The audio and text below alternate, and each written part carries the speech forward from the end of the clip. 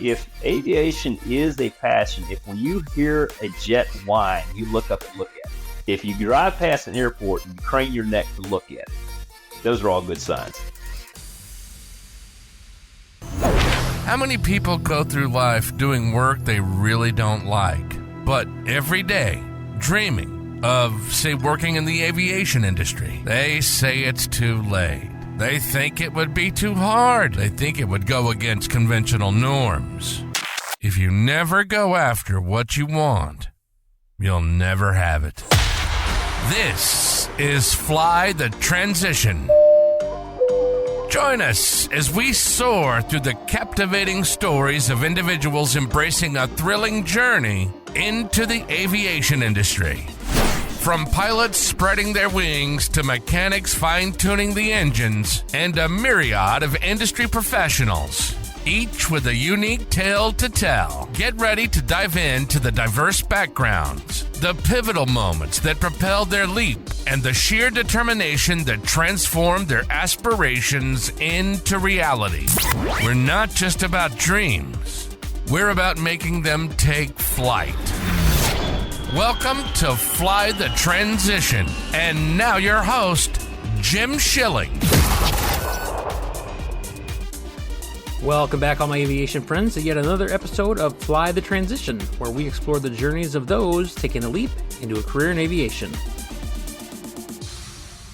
I am your host, Jim, and on this episode, we're going to be getting back to the interview episode format after having a number of solo episodes over the last few releases. But before I jump into the interview for this episode, just a quick reminder, I am trying to find some more guests for future episodes. If you or someone you know has made the leap into an aviation-related career, whether it's on the flight deck, on the flight line, or somewhere else within the aviation industry, I want to hear from you. So reach out to me at flythetransition@gmail.com. I'm currently in the process of setting up more interviews through late fall and into the winter so that we can continue to bring these great stories of aviation career transformation and inspire others. So I look forward to hearing from you. Now on to the guests for this episode. I'll be interviewing Matthew, who is a current airline captain, but before that had worked in the trades and construction, specifically masonry. Now for those of you not familiar with that trade, it is pretty demanding on the body. So ultimately, Matthew came to a point where he needed to make a decision about how he was going to care for himself and his body that was really taking an impact from his job. We'll hear the steps he took to take his passion for aviation and turn it into a new career. All right, Matt, welcome to the Fly the Transition podcast. Appreciate you being with me here tonight. We're going to talk a bit about your transition from the construction world into flying. Sounds good. Thanks for being here. Let's start off with talking about how you were first exposed to aviation. Is this something that has been kind of a lifelong thing for you or something that developed later? It's been lifelong. I really can't remember a time when I wasn't fascinated with aviation. I actually grew up as a conservative Mennonite. I don't know if you're familiar with that at all. But I know you're familiar with the Amish, who, is horse and buggy. Okay. The Mennonites are basically stepped out of the Amish. So we had cars, so we had all the modern amenities, but we'd have no TV, so we grew up fairly sheltered as far as that goes. But airplanes fascinated me. We used to buy the little rubber band powered planes at Dollar General or whatever it was. I still remember going in there, Dad would be getting groceries. And my brother and I would stare at these little 99-cent balsa gliders with rubber bands on propellers.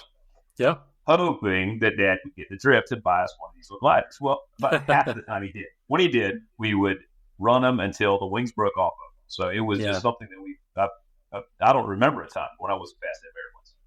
So as you're growing up, especially in that community, I suppose you don't have a ton of access to aviation or learning to fly at that point, right? Not really. There was a guy here in the community. His name was Walter Mast. He is still living. He's one of those guys who is timeless. He looks the same now at age 90 as he did. I remember it 30, 40 years ago. I'm 45 now. Sure.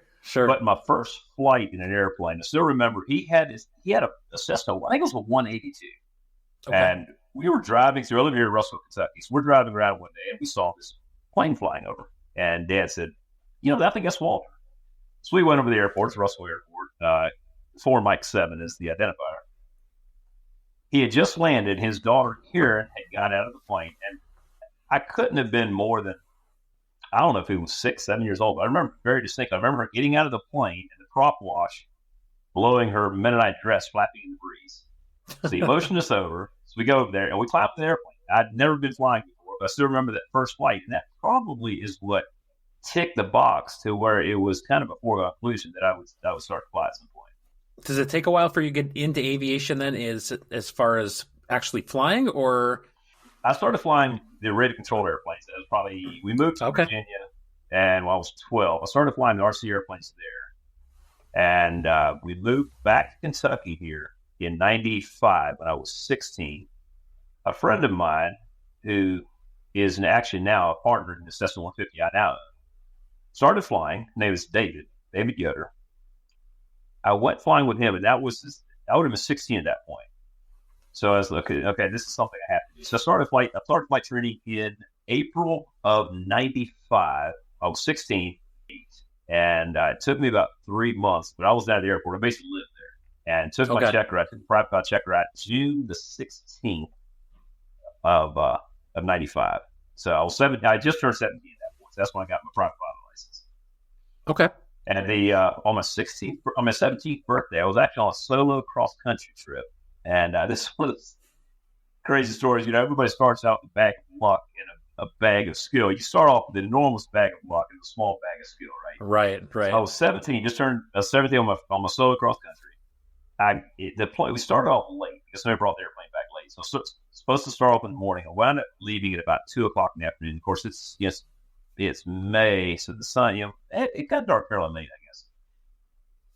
So I did 3 stops. The last stop was from Owensboro to Kentucky, to the Russell Airport. But by the time I got to Owensboro, it was almost dark, and I had zero night experience. So leaving Owensboro, coming back to Russellville, I left, and as I climbed out, the sun had already set. And I'm flying into Russellville.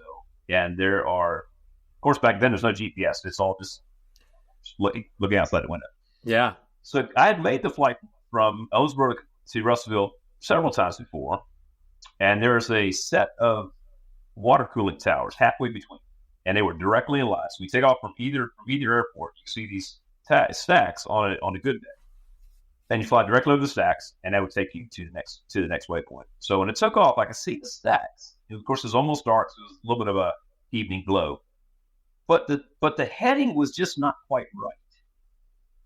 Now, keep in mind, there's no cell phones. I was, at this point, because I got lost in Elizabethtown, Kentucky. I got lost in Davis County, Indiana, because it's just brown fields and square roads. Yeah. So by the time I got to Owensboro, I was overdue. I was probably at least 2 hours late by this point. So but I could see the stacks. I'm like, the heading is not quite right. Oh, we'll go with this. So I got the stacks, and I looked down, and it was 3 stacks instead of 2. It was the wrong set of stacks. Uh-oh. So I looked to the left, and directly, it would have been east. Directly to the east, I could see the correct set of stacks. Now my question was, do I strike off across the country to Russellville, or do I head left to the stacks where I knew how to get home from there? I ended up gassed. So I turned left. I said, let me go where I know I'm at. So I turned left, flew to the correct set of stacks, and at that point, I found my way home. So I get back to Russellville. At this point, it's dark, and it's completely dark. I had no idea where the lights were on the airplane. Oh, no. So I had, this little 150, so I'm flipping switches in the cockpit. But what I don't realize is that you can't, from inside there, I couldn't tell from looking out of the wings out front whether the lights were on or not. I couldn't tell, so I just turned them all back on. And I was able to get a hold of, called the airport. At this point, it's probably 9:30, and someone was still there. I think they were waiting on me. And I said, hey, can you turn the lights up on the runway? So they did. So my first night landing of all time was by myself. So I got in, and he said, you better call your mom. She has been bugging us and is worried to death, because they had a birthday party planned for me that night. So I get in, I get in my own birthday party. I'm probably 3 hours late by this point. My mom's convinced that I'm in the woods, so we're upside down. So that was my birthday party day during my flight training, and then I got my license just a few weeks later than that. That's a great story. Yeah, good times. So you've got a fresh certificate now. You're a young man. What were your plans at that point with aviation? Is this something just for fun or something you thought you could do as a career? My instructor asked me during flight training, he said, "Do you plan on doing this for a living?" Now, at the time, I was well aware the airline pilots made almost nothing. Yeah. And I said, "Nope, I want to make enough money to buy my own airplane." And he said, "Good answer." Okay. So at the time, zero intention of doing it for a living. So with that in mind, then, what direction do you go once you're off and an adult and on your own? All right, so I started working with Uncle Joe when I was 17 in the masonry field. And my dad is an electrical contractor. So, of course, in our world, like I said, we're Mennonite. It's very normal to be working with your dad by the time you're 10, 12 years old. That's just what you do in the summertime. We didn't have TV. We would play the playtime. But for the most part, your days off were spent learning the trade. So while we lived here in Kentucky, back up a little bit, when I was 16 and 17, my older brother and I had got to be where we could run a wire house from start to finish. So I had the electrical trade. It wasn't licensed, but his dad was licensed. But so there in Virginia, I started working with my Uncle Joe in the masonry field. And so I learned that trade very well. And by the time I was 21, I had struck out my own self-employed as a masonry contractor. Okay. And so this time, let's see, so I was self-employed when I was 21. Actually, my dad and my brother, both of my brothers worked for me at the time. And it was basically family business, but no one else knew what was going on except for me. So we made that work for a few years. Family businesses are, that's tricky. Yeah, I suppose. That's tricky. So as you're working in the trades, do you stick mostly with masonry? Or, I mean, you mentioned electrical work, but is that something that you, as a profession, got into as well? The electrical work had gone by the wayside. But at this point, I was doing exclusively masonry. So it was mostly foundations, that type of thing. Stonework, a little bit of concrete work. I knew just enough about concrete work to be pretty dangerous at that. But now masonry trade, I was... my wife jokes that I'm haphazard in everything but two things, and that's flying and masonry. And it's always been the case. The masonry work, when I worked with Uncle Joe, his son Christian worked for him as well. And those two were polar opposites. Joe was slow and picky. Christian was, it was just as fast as you could possibly go. So between the two of them, I learned how to be good and to be fast. Gotcha. So that was, so it was pretty much exclusive to masonry. Yeah, I got to imagine that's got to be some difficult work at times. Construction is a strange thing because to this day, I'm still fascinated by construction world. In fact, on my off days, I have a house I'm building just to sell. And in January, middle of January, I'm going out to Vegas for the World of Concrete show.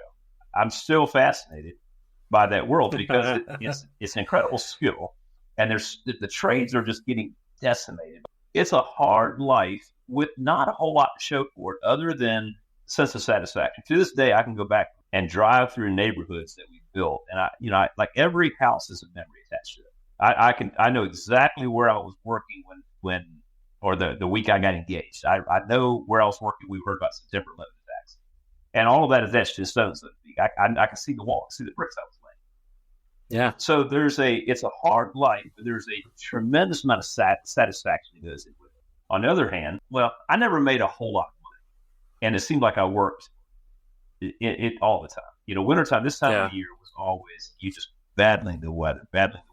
So you'd wind up thinking, well, I need to work this Saturday because I need to get this done before it starts raining Monday. Well, then pretty soon Saturday just becomes another work day. Okay.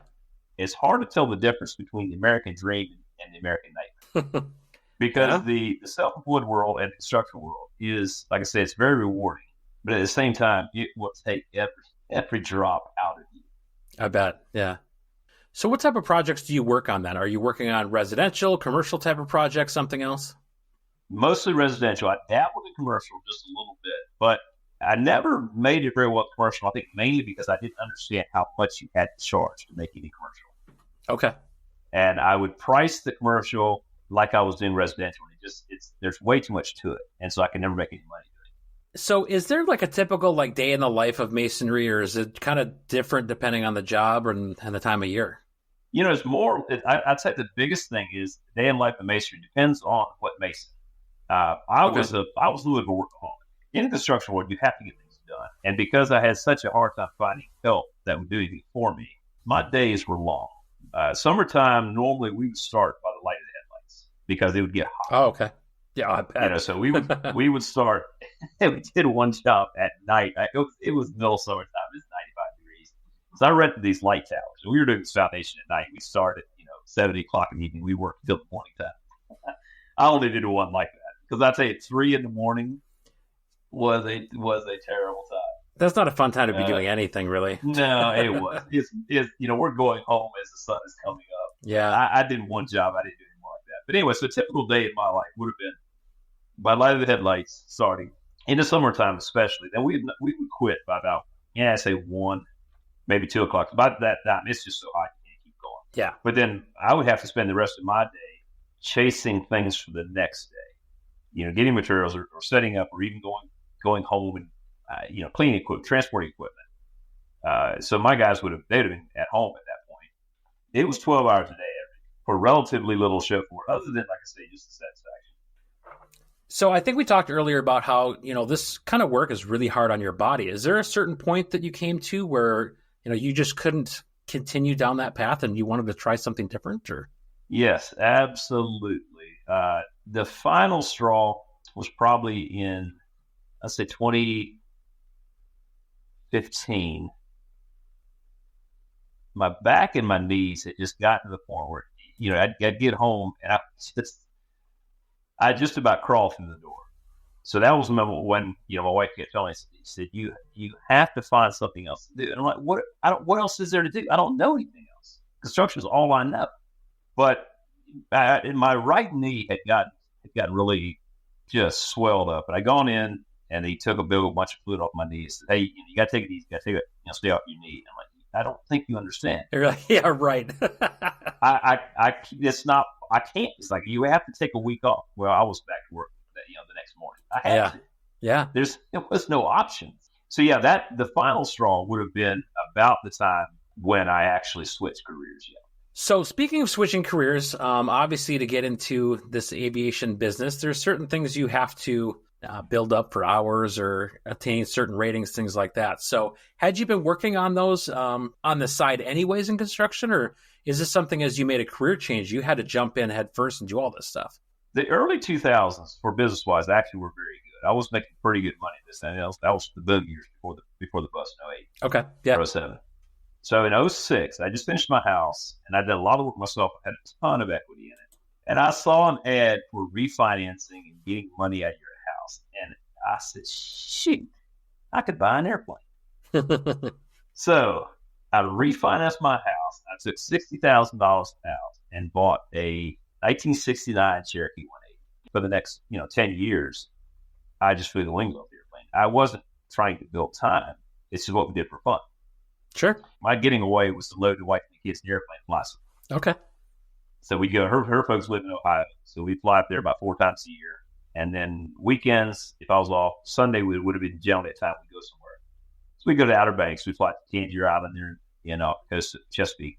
And so, I'd fly, I don't know, 150 hours a year. And honestly, I probably had several hundred hours that I didn't even log. Because at the time I would log, but I said, why am I even logging this? Like, it doesn't matter. I had zero intention of doing anything with it. Not the first intention. But yes, the time was, it was built up, over the years. By the time I bought my plane in 06, I've been flying for 10 years at that point. I probably had 300-400 hours at that point. And it would have just been airplane rentals. And I don't know if I had that many. Probably, about 300 hours.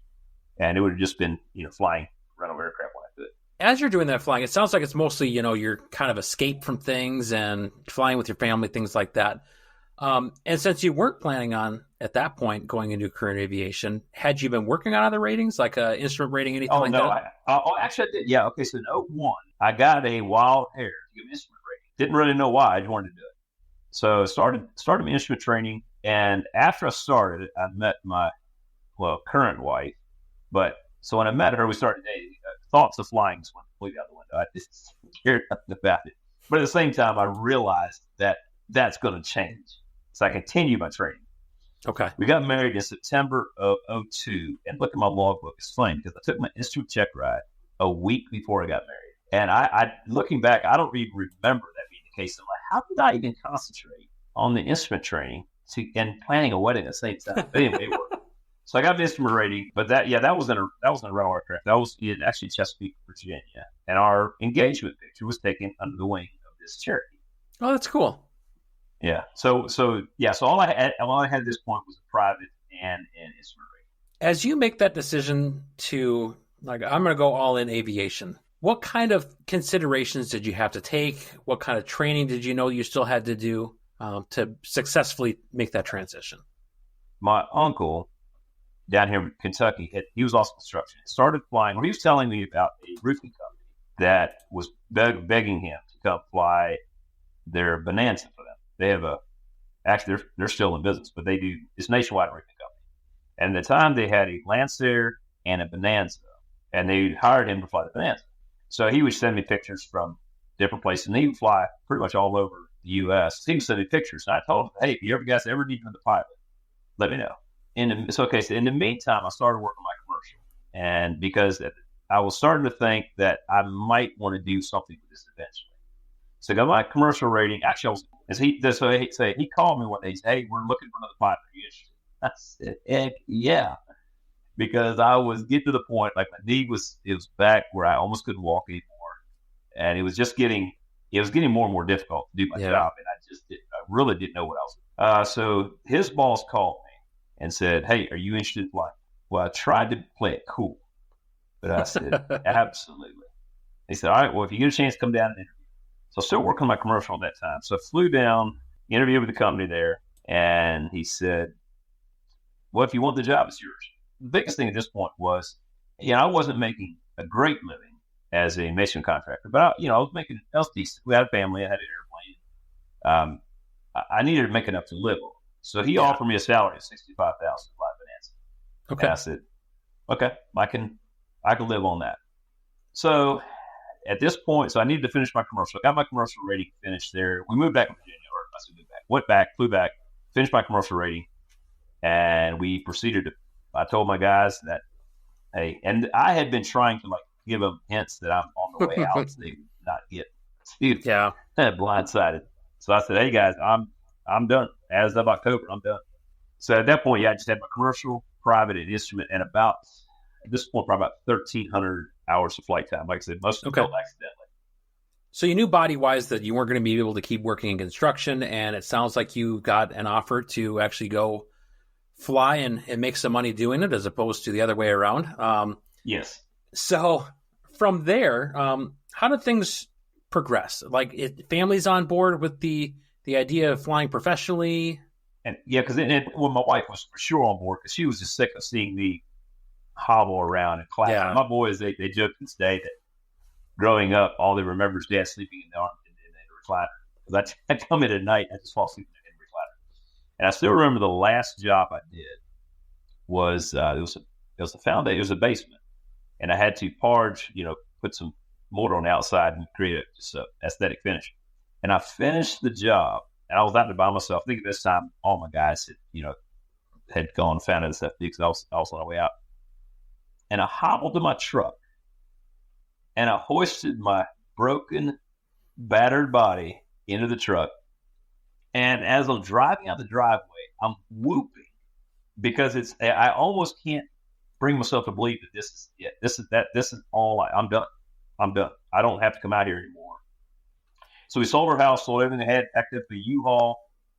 I flew my airplane down to Springfield, Tennessee, and we moved down and moved into a rental townhouse. So the next year down there is more of a blur. My kids were fairly small. They were used to living in the country. Okay. And all of a sudden, we're in a neighborhood.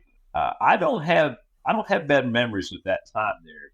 They don't have great memories. It's a little bit of a sour spot. They were all on board with moving. That wasn't a problem. Mm-hmm. But it was a shock going from our house in the country to a house with sidewalks and nowhere to play. So making that move with the kids, they're now in a neighborhood. Is it problems that they're having with being in that environment, or just not having the space? They were just bored. Just bored. Okay. Just bored. They were used to going outside. I think that's really interesting because You've got kids who, say, grow up in the city. If you put them out in the country for an afternoon, half of them would be bored out of their mind. But for your kids, it's the opposite. Exactly. To me, it kind of reminds me of you've got the pilot who learns how to fly at an untowered airport, flies into a towered airport, and they're like, oh, no, what do I do? But I learned at a tower airport, and I've got the opposite of I got to talk to people in the pattern. What do I do? So, I mean, it's just kind of it's the nature of the environment that you grow up in, so to speak, that forms your view. That's about as close an analogy as I have heard. I never even thought about it like that. That is perfect. Yeah, that's really interesting. Before we get back into this episode, a quick word from those who make the Fly the Transition podcast possible. Guess what, all my aviation friends? Summer has come to a close. We're midway through fall already, and before you know it, it's going to be time for holiday shopping. Well, have I got some ideas for you for your favorite aviator or aviation enthusiast? Starting off with my favorite aviation sunglasses, Flying Eyes Optics. They are the only eyewear designed specifically with pilots in mind. Flying Eyes frames are ultralight, flexible, and you won't even feel them under your headset. Their lenses are top-notch, they cut out the glare, and they protect your eyes from the bright skies. Plus, Flying Eyes offers prescription options for those who need to keep their vision sharp no matter what. Grab a pair this holiday season and use our code FlyMidwest10 and you will save 10% off your order. Make your flights easier and clearer with Flying Eyes. Next up, let's talk about Lightspeed headsets, perfect for anyone who spends hours in the cockpit. These guys are known for their premium sound and advanced noise reduction, and Lightspeed headsets keep you fully immersed in communication, reducing fatigue on those long flights. I've had my Lightspeed headset for over 10 years and I would not dream of flying with anything else. They are rugged, they're built for comfort, and it's a gift that will keep on giving. By using our affiliate link down in the show notes, you'll also help support the Fly the Transition podcast.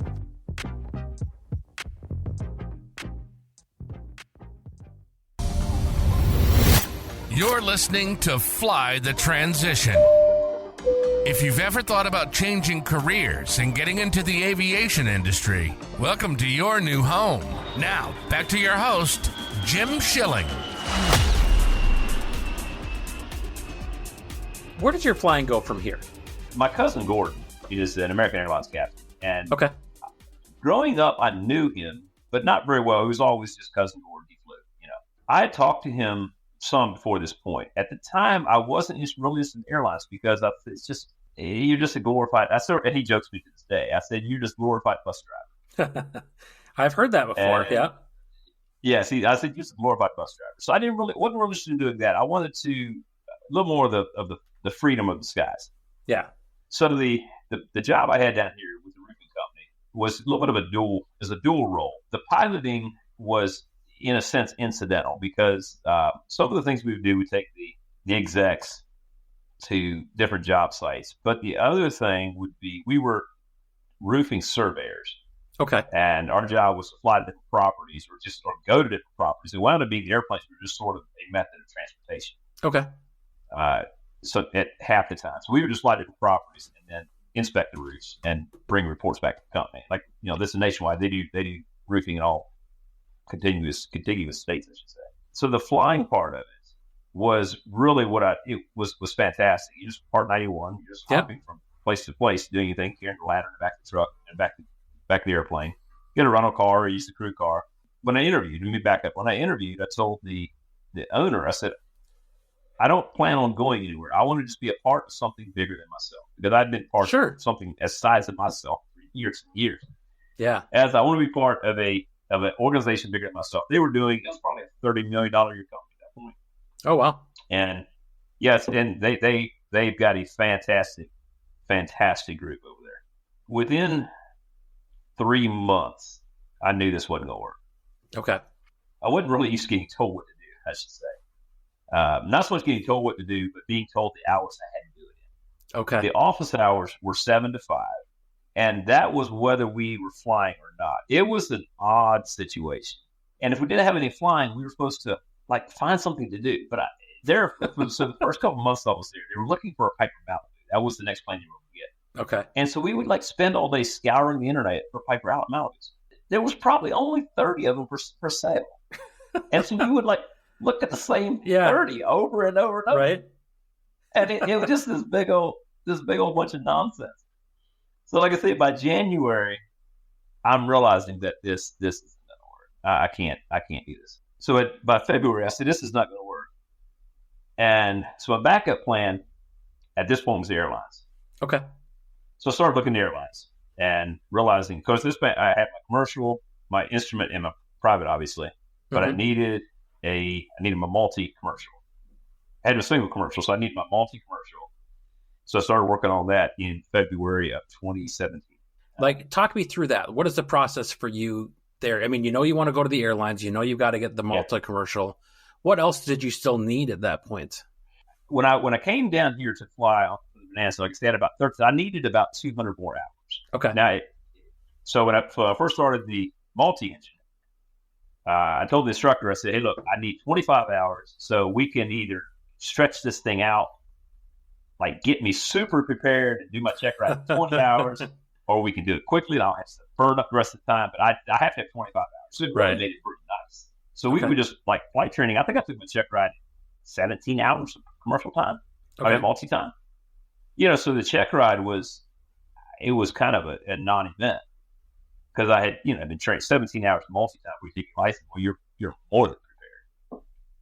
So in the meantime, I actually interviewed on my birthday of 2017, and I got the job offer, but I still need another 7 hours of time. And they said, okay, you got the job with the contingency that you return with 25 hours. Yeah.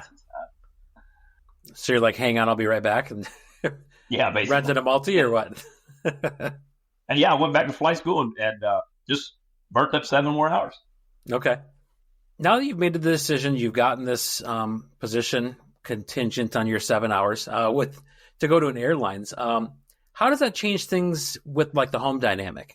Are you guys going to stay in Tennessee, or you think about moving somewhere else, or would that really depend on where you got based? Well, at the time, we still lived in Springfield, and we're actually over the last we had actually been looking for a place to build. Okay. Somewhere in Tennessee. I didn't really want to move to Kentucky because Tennessee doesn't have any personal income tax. Gotcha. So let me write that down real quick for retirement. So location goes, nothing had really changed at this point because I was flying out of Springfield. The airline world is going to be a matter of commuting out of Nashville. Yeah, nothing had much changed at that point. We were still planning on trying to find a place to build. All right, so let's talk about your transition into the airlines then. So you've got this conditional job offer. What are your next steps after that? What does that look like for you? I didn't want the company to be left holding a bag when I left. And I felt kind of bad because I told the owner when I interviewed that I wasn't planning on going anywhere. I wasn't planning with the airlines. This is where I wanted to be. Surprise. And at the time, it was true. Mm-hmm. And all of a sudden here, 7 months later, I'm jumping ship, so I felt kind of bad about it. But it was just, they didn't have enough money in their bank account to keep me there. Sure. I never understood the thing about if you hate your job. And at this point, I dreaded going to work. It was, they couldn't offer me. I figured they would try to offer me something to stay. So I'd let them know I had an interview coming up. I wanted it to sort of get slide back to the company so they would not be completely shocked. Okay. One of the estimators I had talked to before, and I said, hey, I've got this interview in Charlotte. Is there a way, can I make this work with a work trip where I can, kill 2 birds with 1 stone? And he said, yeah. He said, we got some properties there in Greensboro, North Carolina. We have to look at that. And then from there up to somewhere up northeast, up to Rhode Island and Maine. And he said, hey, by the way, did you mean to let them know that you are leaving? I said, well, I mean, sort of. He said, there's 3 guys coming in tomorrow to interview for your position. Oh, geez. And I said, oh, man. No, I didn't want that to happen. So I left, went to Charlotte. Right. And when I interviewed, I had 2 pilots interviewing me, and I said, guys, hey, look, I hate to pressure you, but I don't have a job when I get back home. So help me out. I don't have a job to go back to. Yeah. So by trying to help the company out, I inadvertently put myself in a real sketchy situation. And was this, refresh my memory, was this a regional carrier or major carrier? Yeah. Okay. Regional that's carrier. What I thought. Yeah. Mm-hmm. Okay. So you land with this that's a stupid pun. I do that way too often. So you end up with this regional carrier. What does that transition look like from there once you go from the operation you were doing before, you've got your multi-time, and now you've made it into this 121 operation? The 121 world is a kick in the pants like I'd never experienced. So, in fact, one of the reasons my boys have no interest in flying for the airlines is, unlike a lot of kids, they think their dad's a hero. So, the fact that I would call home during training and say, I'm not going to make it, scares them to this day, And Sure. in fact, I've got recurrent coming up in January, and I always stress about recurrent because I've done recurrent training for 7 years now. I've gone through multiple sim sessions, but it's such a kick in the pants. But no, it's a fire hose. They tell you coming in, we're going to pour the information at you, and it's up to you to suck it in. So it's a fire hose, and it has to be. You've got so you go from flying a single engine piston to flying a twin engine turbine. Yeah. And it's a kick in the pants. So yeah, it's intense. You learn to study, and try to sleep when you can. But you learn the power of group study. You learn the power of study buddies for sure. Indoc was probably a month, and that's just going over just the whole way the airline works. And then, specifically the airline as far as the way the pay schedule works. We have a procedure called the IPT, which is Instrument Procedural Trainer. It's just a mock-up, basically, of the cockpit. It doesn't move. The gauges worked, but the airplane flew itself. So you would push all the proper buttons, and then, so it's procedurally, it would, so you had to learn all your flows, your call-outs, all your checklists. Sure. And you had to learn all of that completely verbatim before you were moving to sim, because the sims were way too fast-paced and expensive for them to waste time with training you there. Once you got there, you're supposed to know how to fly the airplane, or all the procedures needed. So that's its own. The sims are their own fire hose. So anyway, yeah. So it's a process of weeding you out. If you don't deserve to be there, they're going to weed you out. You talked about study buddies, group sessions, things like that. But were there any other specific things that you did to help you through that phase to go, hey, I've got this, or to really, get yourself to a point where you thought you'd be successful? Really nothing other than they said early on, it's vital to study with the group. And they said, if you do not, you're not going to make it. And we had two guys who were not team players. They wanted to just go hide out in a room and go disappear. And neither one of them made it. During my final check ride, during the oral part, he asked me a question that I had heard over the din. Okay, the night before we all went in for our check rides for the oral part, the whole group was out by the pool, and we're grilling burgers, drinking beer, and just everybody's just throwing questions out. And in the oral, he asked me a question. I remember hearing this question and answer over the din of the group, and it was one I had never. Now, I would have failed had I not had it. But it was interesting because when he asked it, I remember this answer simply because I heard it over the din at the pool. And that's the power of group studies, because other people are thinking about things and talking about things that you didn't think about. Is there a part of that too, from your experience at least? They want to maybe see also, are you going to be able to get along with these people? How are you going to interact with other people? I think you almost have to be social to a certain aspect, because you guys are all learning the same procedures. You're all going to be jumping from crew to crew over your career. So how are you as an individual going to be with others? That's true. And I know in the interviews, one of the things that is said is what the interviewer is looking for as much as anything is, can I fly with this guy for 4 days without killing him? Yeah. And it's true. So when you got out of training, did you go right to the line? Were you flying reserve somewhere? How did that work? Once we got out of training, out of passing the sim check ride, when you actually get your type ride, obviously, in the sim.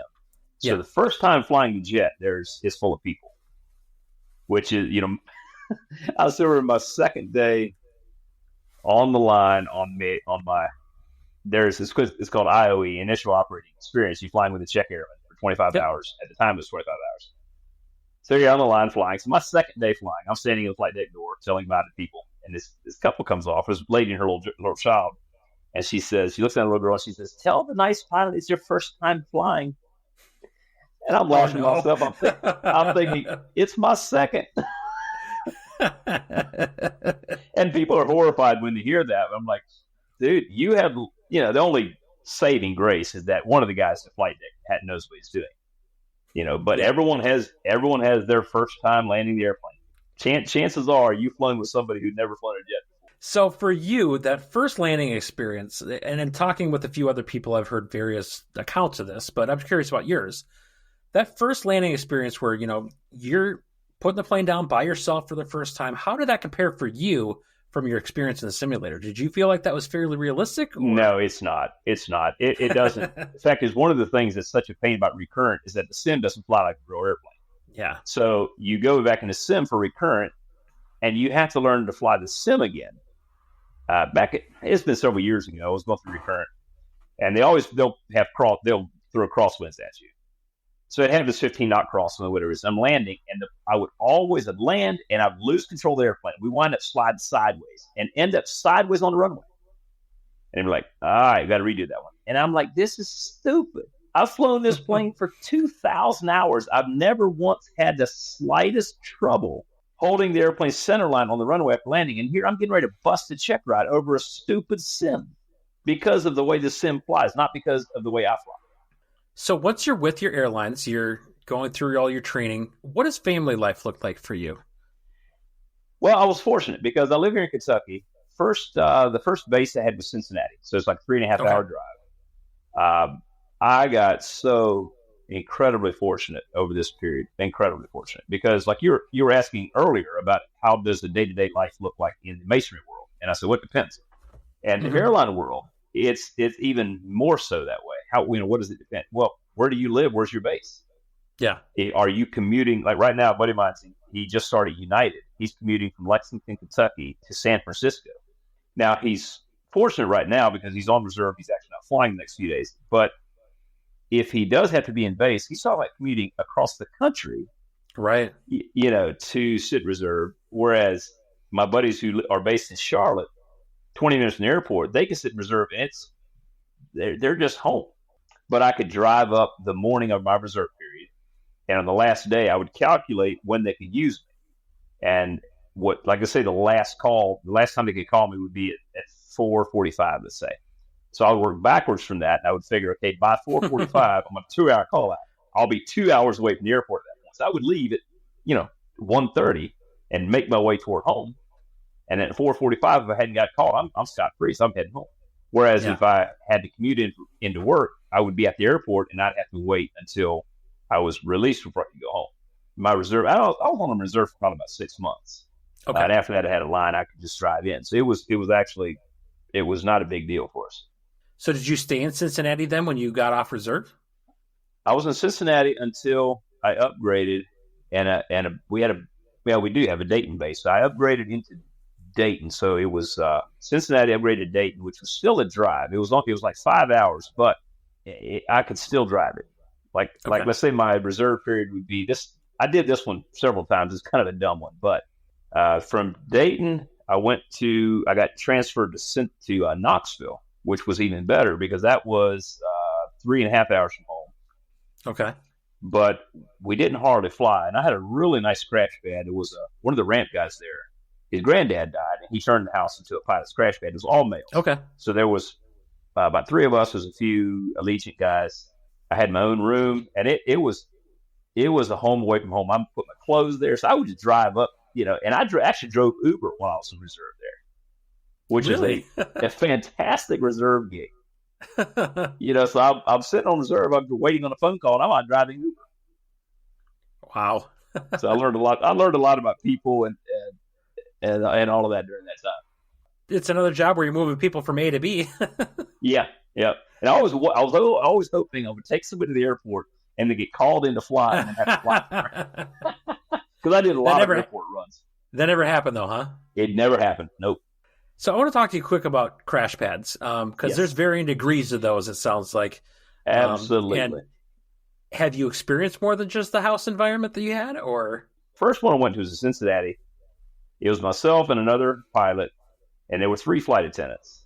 Now that sounds kind of like a recipe for disaster, but we all became family.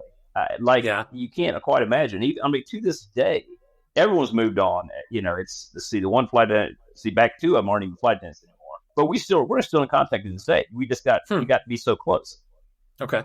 And the Knoxville one, like I say, was probably the best that you could possibly hope for.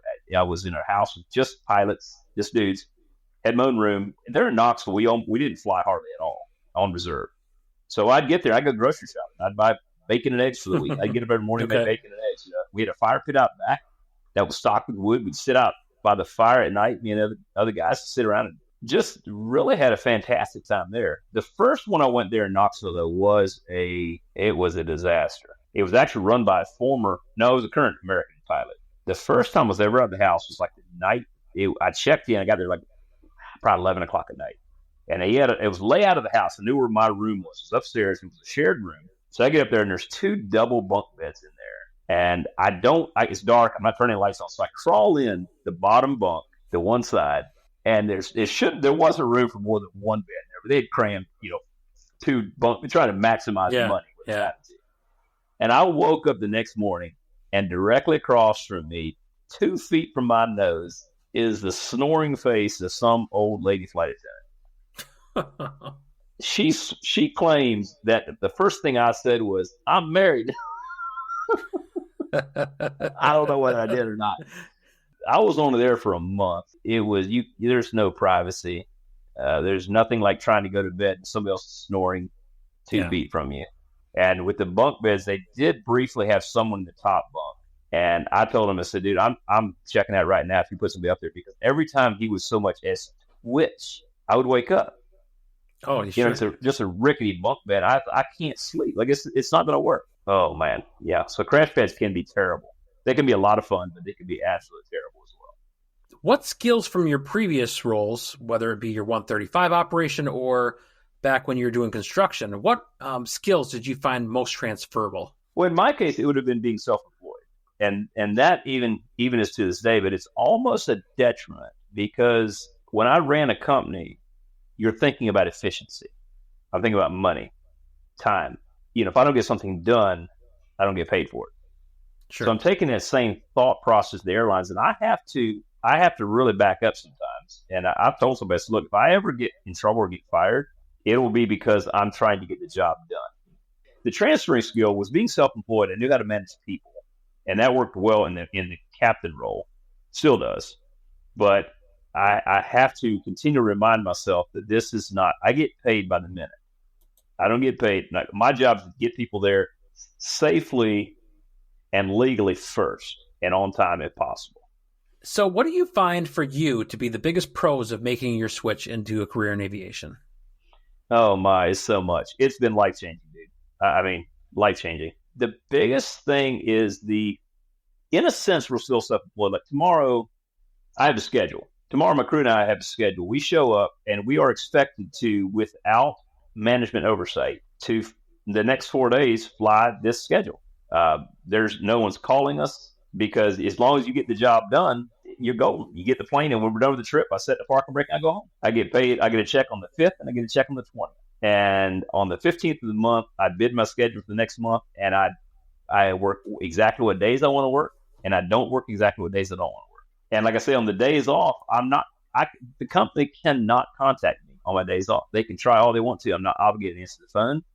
I'm not obligated to answer a message. There's nothing that I have to do to respond to work. It's completely on me. So you don't have to. I don't have to wonder what's expected of me. How at the opposite end of that spectrum, what do you find to be the biggest challenges?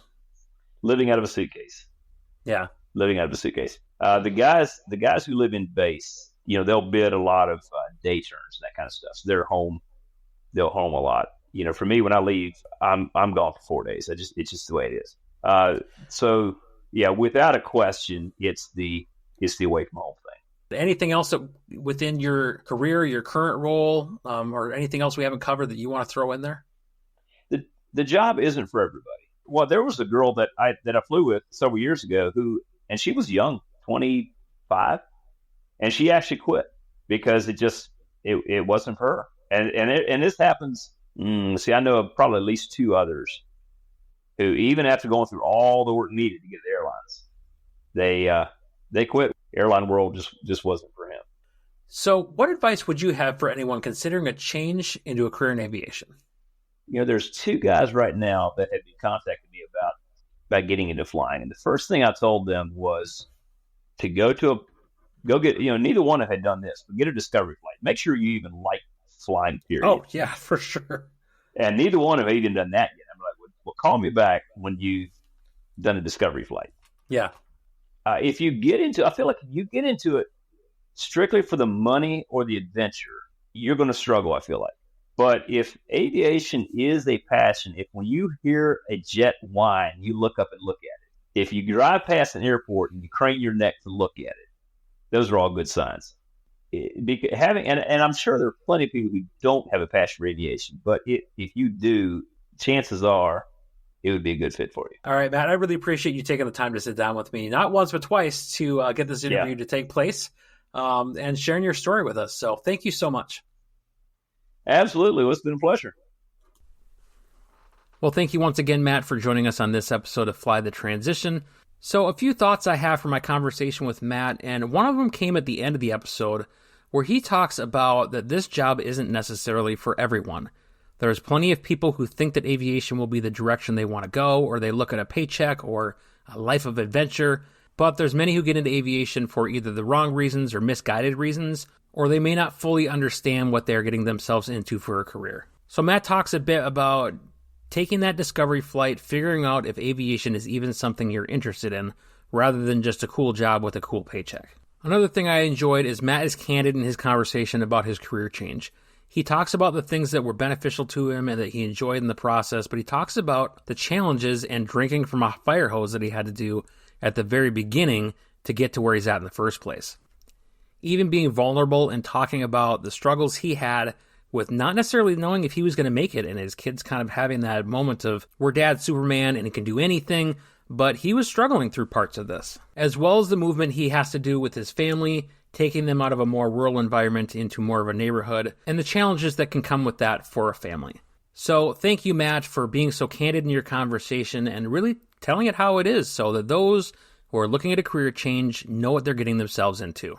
As we wrap up here, don't forget to check out our exclusive Fly the Transition merchandise, now featuring some cozy seasonal gear just in time for the cooler weather, and your purchase helps go directly to support the Fly the Transition podcast. You can check those out at flyingmidwest.com/merch. And as always, if you are enjoying what I'm doing or you think others could benefit from it, I hope you'll take a moment to like, rate, and review the podcast wherever you're listening to this right now. Every little bit helps to spread the word about Fly the Transition. Or you can just share the podcast with others, steal your friend's phone and hit that subscribe button. Whatever it takes, I surely appreciate it.